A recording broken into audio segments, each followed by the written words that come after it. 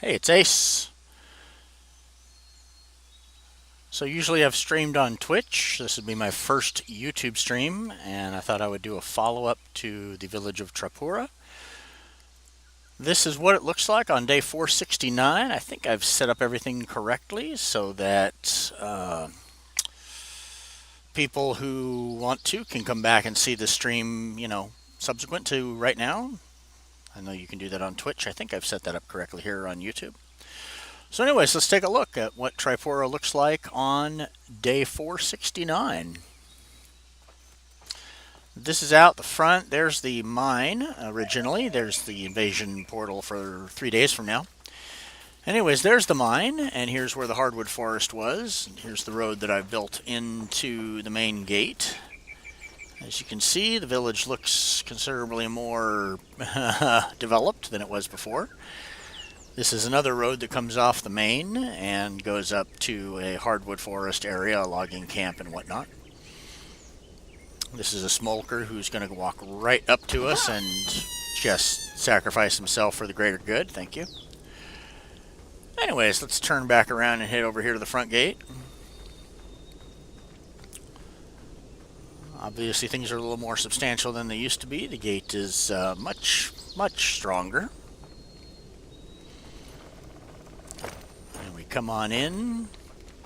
See that big open area that was there earlier has now got a longhouse in it, and the chieftain's hut, and of course that that healing hut that we were building at the very end of episode 57 stayed here the entire time. It's gotten plenty of use over the years.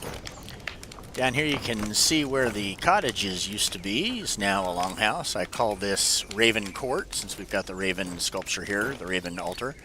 So this is Raven Court North and Raven Court South is what I call the housing. And then we turn back around and we see where the kitchens used to be. Well, now there's 4 kitchens here. They are taking food from 3 hunters' houses. That food's getting stored here in this warehouse, which as you can see is well stocked with fish. And meat, and then a ton of dry storage for stuff from the gatherers.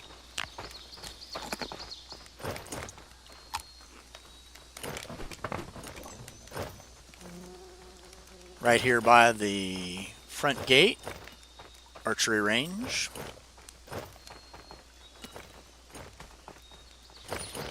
And I had that warehouse here when you first came in the gate. That hasn't changed much except that I turned it sideways and now have 2 of them.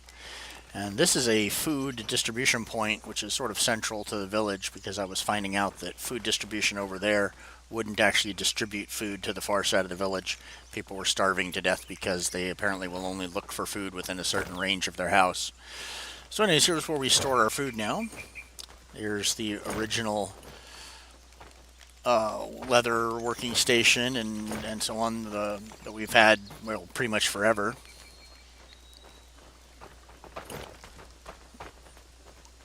New workshop with a dyer right next to it. And this was the next expansion, big expansion that I did inside the city walls, which was to put another longhouse over here, which I think I'm calling Seaview, Seaside, that's it. The metalworking shop, the workshop, and with the metalworker and the carpentry, got its own warehouse back here for parts and more supplies here. And this is where the bloomery and the coal pyre that ended up. I never was able to work around these rocks. I never was able to fill them in, although in later sessions I did figure out how to fill in these rocks. But because these are at the height of grade, I really can't do anything about them. You have to be filling them in, and they have to be under the dirt for you to really bury them completely. But here's the biggest change. So the village used to end right about here, and you can see that that's no longer the case, because there's a substantial warehouse complex up here. I call this the Amazon Distribution Center. Basically, each of these warehouses is handling 1 or 2 materials exclusively. This entire warehouse is for nothing but thatch. And so the way that the system works now is that you've got those two warehouses that were right inside the front door. One of those is the intake warehouse. Those are the guys running around picking random stuff off the ground. That warehouse feeds this warehouse, which is the distribution system, DS intake. That supplies this warehouse. Then you've got workers taking from this warehouse and distributing to the actual warehouse that item is stored in. So thatch would get collected, brought over to the warehouse over there, would get transferred to this warehouse here, and then this warehouse, these guys would move the thatch down there to the thatch warehouse. Then the last step in that process is the other warehouse over here inside the front gate is what I'm called the Quickie Mart. That has storage for one piece of storage for each. So this is your intake collection, I call it. This is the Quickie Mart right here.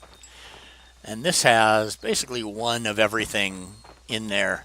This warehouse is fed from all of those warehouses over there. So thatch comes here and gets stored in this thatch storage right here.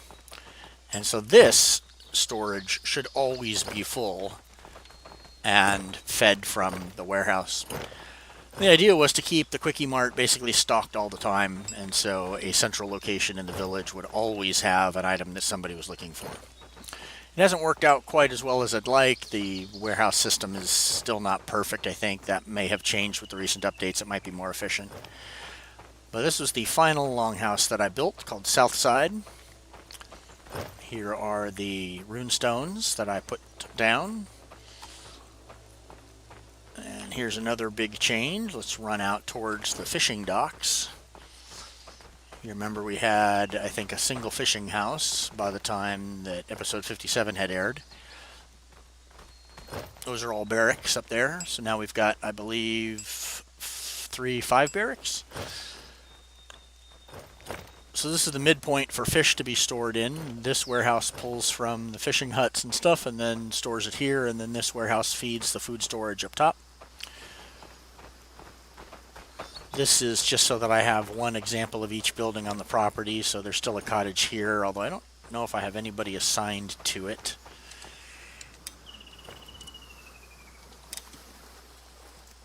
Oh yeah, I do. Wait.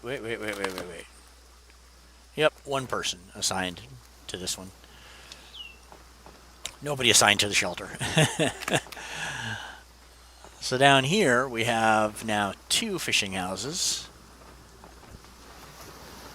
And we also have just a regular dock. And over here is the shipbuilder. So this was my first big expansion after doing that side over there, was to build this spot. Then after this, because I was going to put the distribution center down here, and then I felt it just wasn't going to be large enough. So then I went ahead and built the distribution center up there in that corner that you saw a moment ago. And then the last big expansion was out here to just play around with terraforming. I wanted to see how close we could get to the water's edge with cliff sides, because you can't build within a certain distance to the water. The water, sort of its high water mark is red. You can't build in it. But I figured out that if you're building like this, using certain techniques, you can actually build into the water. So I've built what is basically cliffside, the Cliffs of Dover sort of thing, out into the water. And I like the way that looks, and you can also, if you want to, actually put a fishing house here and stuff like that, and they fish from all the way up here on top. I also found out that you can bury wells. So let's run over here, and you see how you got this little patch of light-colored area. There's some flax there apparently under the well. There's the well. So I can drink from that well that I completely buried underwater, or underground. I believe there's another one right here. Nope. Where's the other one? There's another one somewhere over here. But yeah, you can actually bury a well. And you can also bury rocks, like I was saying earlier. And you're doing that effectively by just carrying the dirt level out across the top of them. Yeah, so that's what I'm doing, is I'm putting a little piece of road above it. So there's another well you can see with a road piece above it. Let's see, the map says the bear attack is off in this direction. No, that's my waypoint. Where's that bear coming from? Ah, right there. So yeah, he's already getting eaten, I'm sure.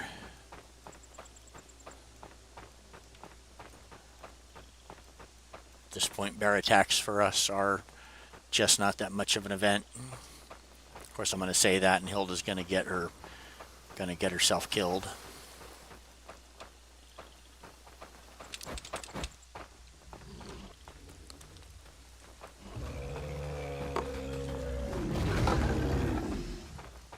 Yeah, whatever, dude. Come on.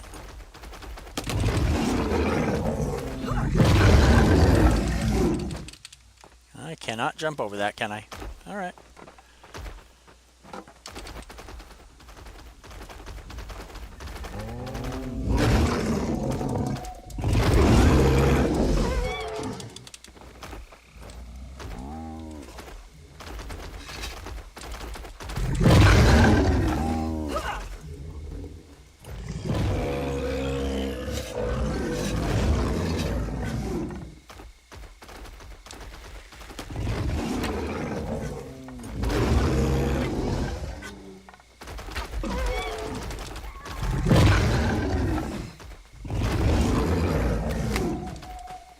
Boy, it's been so long since I played this game. What am I doing?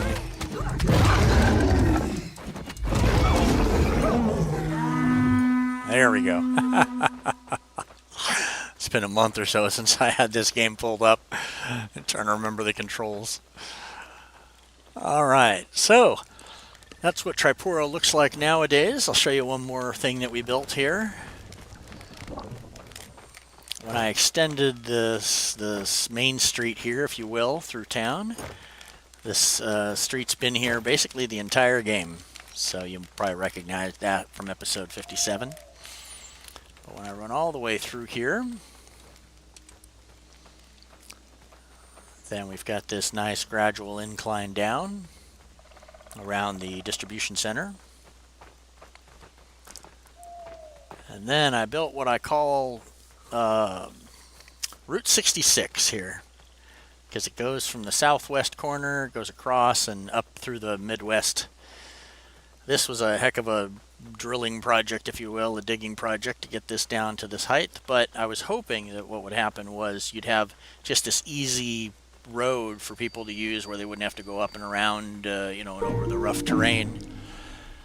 But it didn't work. They don't choose to go across this road. They actually will choose, and this may have changed now with this new update, but they actually choose to go up around the long way. So I ended up having to build a nice road for them that goes up and skips this whole thing. But if we look here at the map, we can see this goes all the way across the bottom and then all the way up the side here to the third mine. Here was the second mine that I discovered, and there's the third one.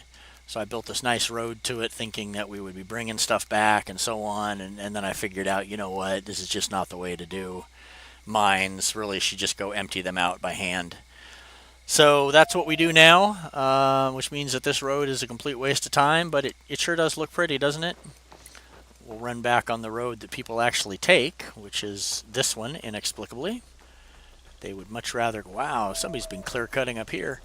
They would much rather come around this way than go along that nice straight level path down below.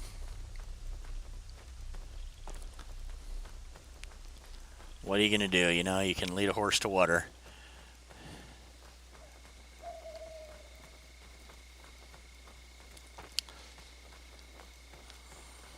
So there we go. 2 days until the invasion here again. I might record a video of that invasion just so that I can post how we do invasions now, which is really much more simple than I did day 57. Yeah. Here's what we look like on day 469, 470 now almost.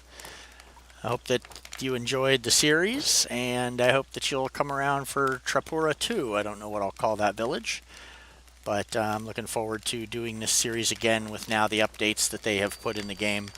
I want to see how those work. I wanted to wait a few days after the updates hit so that I could, so they could work out some bugs. And sure enough, there's been daily posts about bug fixes just about. So anyways, I'm going to come back out here to the hedge tower. It's part of our patrol route. And I'm going to sign off here and say I hope you enjoyed the series. It was really a pleasure to make it, and I'm honored that some of you stuck around and actually watched them all, or at least most of them.